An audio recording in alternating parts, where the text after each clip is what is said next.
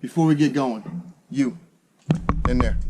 So I need you to do something for me. First, get out of full screen. All right. You see down there the subscribe. I want you to click that. All right. Good. And then right next to it, there's a bell. You see the options? You press the bell. Press the bell. Okay. Pick all. You got it? Good. All right. Let's go full screen again. Here we go again. If you had $50K to import a car, what would it be?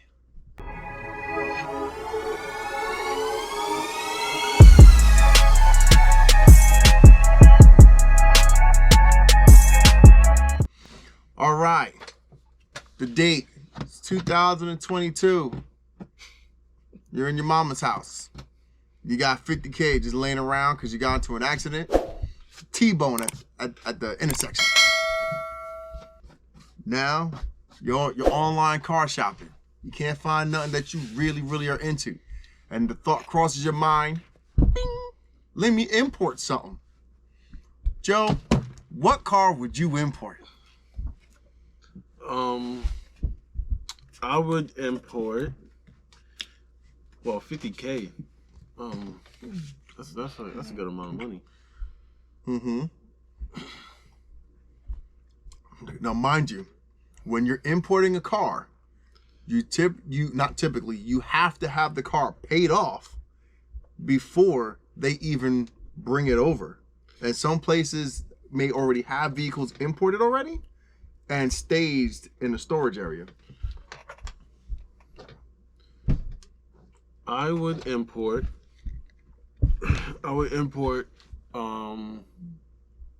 actually it's 2 cars.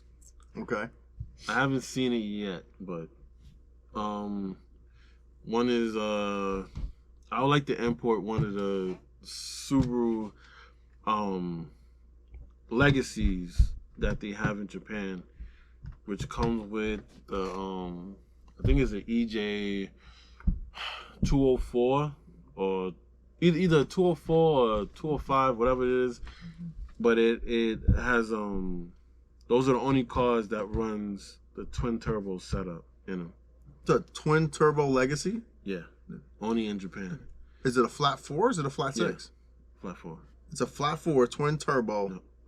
They actually sell the motors here, but you can't run the setup because it has to be right-hand drive. The way it's set up, because it would get in the way, I guess, your steering column. Oh.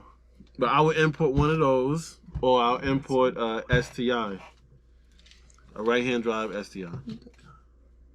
But that Legacy, I really would like to see one of those in person. That's interesting. Okay, so you probably, I think you'd probably be able to run it. No. A few moments later. I feel like you could do it. All right, so We'll see. All right, so you would go with either a twin turbo Subaru Legacy from Japan or a JDM spec SCI. Yep. I would go. I've got 2 cars that I would possibly import as well. Does one of them start with a G? A G? Yeah. No. Nice. Okay. A G? Yeah. I'm completely confused. Bruh. Go ahead. Oh, never mind. I know what you're talking about. No. Actually, I guess you can consider it like a baby version. So it would be a Nissan Silvia Spec R. So that is a rear-wheel drive Silvia, obviously. Turbo 4-cylinder 2-liter. So I would get that. And then another car that I would import would be an Evo 4. I don't know, I just like that little boxy kind of look to it. I would import that. Those are good options. Very good options. The Evo 4 I think is probably even a little bit more affordable than the Silvia, only because most people, I don't think the Evo really became popular over here till like the 6 or the 7. once, you know, when the Fast and Furious 2 came out. That's really when it blew up. But prior to that, like an Evo 4 would be something that I go for. I mean, I think the Nissan Silvia Spec R would be a good car too. They're a really, really good car. The only difference is that you got to kind of treat that one almost like a Mustang. You know what I mean? You got three and a half seasons to drive it. It might, you know, it's worth it. You know what I mean? I mean, motor is bulletproof. You know, and the same thing with the with the Evo 4. You know, the motors are solid. You know what I mean? All you gotta do is just take your time, do your research. The biggest problem with importing a car is going to be parts. Parts is going to be a big deal because they're going to be expensive as hell, and a lot of the companies that make aftermarket or upgraded parts or OEM plus parts are going to be on that side of the world, like Australia, other companies in Japan, you know, it's in China, you know, maybe even over in the UK. You know what I mean? That's the biggest issue with having an import car. You know what I mean? I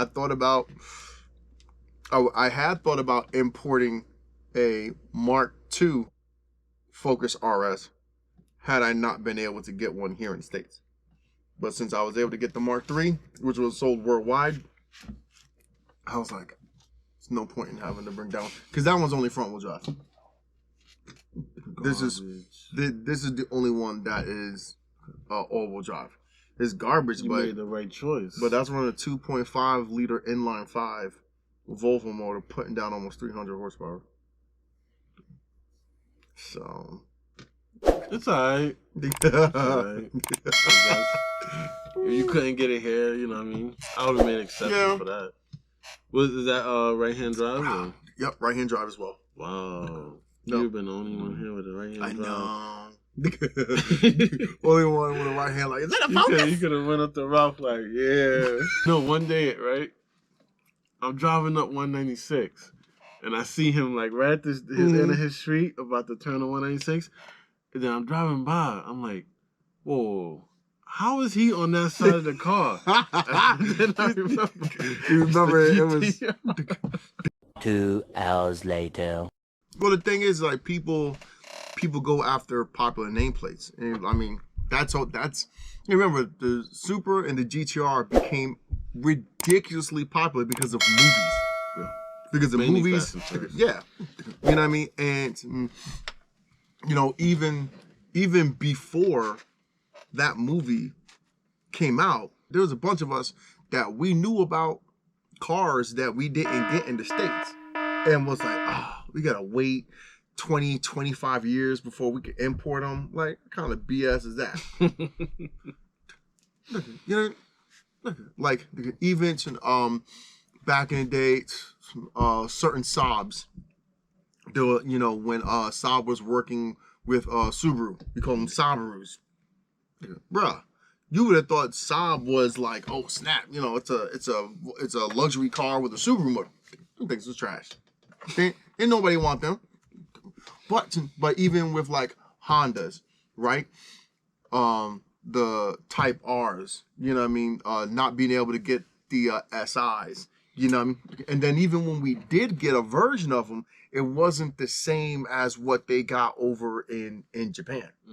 So like, we knew about those. That's why whenever you have, like, when Dodge came out with the SRT4, it was mind-blowing. Because they do that thing where they remind you, hey, we know how to make cars too. They give you a little sprinkle for 3 to 5 years, and then they're like, okay, never mind, no more. Chevy did the same thing with the Cobalt. Yeah. They brought it out, they went supercharged. Then they was like, you know what? Supercharged don't hold up too well. Let's go turbocharged. Car makes good power. It was a good base, and you know, you would think companies would have jumped all over it, but really, you know what I mean, there were some decent companies that worked with GM and stuff like that, but it didn't go crazy. It wasn't like you know, it's not like you can hop on and find, you know, a litter of parts everywhere you look for it. You know what I mean? It's like a select few places here and there. And then, like you said, when Ford came out with the Focus. Now, Ford played around with the Focus for a while. They came out, they had the economy models. Then they had the ZX3, which was the two-door hatch. They, you know, that was that kind of car where they did wagons, sedans, hatches, coupes, and they went with the SVT version when Ford was doing their special vehicles team. Do you know what I mean? They had the SVT Cobra Mustang, bananas. When people were putting the Terminator packages on the twin turbo freaking V6s and V8s, it's crazy. But then the SVT of the Focus was like a mimicked ST. So the UK had gone to ST, and we got the SVT. So all it did was just variable valve timing, and it just retarded or advanced the timing to give it a little bit more torque or a little bit more high-end giddy up. But really, for the most part, it was an interior refresh and a facelift. And then, you know, yeah, you could make some power out of it. They had companies that typically work with Ford making power packages and stuff like that. But then still, you know, the UK is getting the ST. Then all of a sudden the RS comes out, and it's like, what the hell? It's like, you're an American company, and we're not getting these cars. And then when they finally brought the RS or the ST over in 2013, people started losing their minds. That was crazy. That was like, oh snap! You know, you got something to battle the GTI and the Honda hatches and stuff like that. And then you're like, oh, you wish it was all-wheel drive. Then Volkswagen brought out the Golf R. So now, and then Subaru started bringing the hatch versions of the STI and WRX. And then, even though it was a trash version, Mitsubishi brought out the Lancer in the Sportback, even though they didn't make it all-wheel drive and they didn't give you a boosted option. They still had the Rally Art. I think the Rally Art of the Evo 10 lasted like 2 years before they just got rid of it because of a waste of time. And you're just staring at Ford like, yo, bro, what the fuck? Then I think 2015 or 2016, Mitsubishi announces the final edition Evo 10. Then all of a sudden, Ford wants to come out with the RS. Time to come out. Right? And then now everyone's just thinking, oh, Subi killer, because Mitsubishi done bowed out. The Volkswagen Golf R is a very kind of like refined version, kind of like how the Subis were for like a long time. Like, you know what you're gonna get. Mm-hmm. Now at this point, it's how nuts are you gonna go with the customizing to make it a completely different thing? You know, but then the thing that hurt the RS was the dealer markups. Now, people were marking those things 20, sometimes 30 grand over MSRP. It was disgusting, absolutely disgusting. That's what killed it. That's why they stopped making it after 3 years. Because you would even if you built it online, you would go to the dealership like, oh, special delivery fee. Bro, ain't no special delivery. Ford says they're making as many of these as people will buy. Like, it's not like if you get like a Ford GT, they only make it like 1,800 for like that stretch of time. You get one or you don't.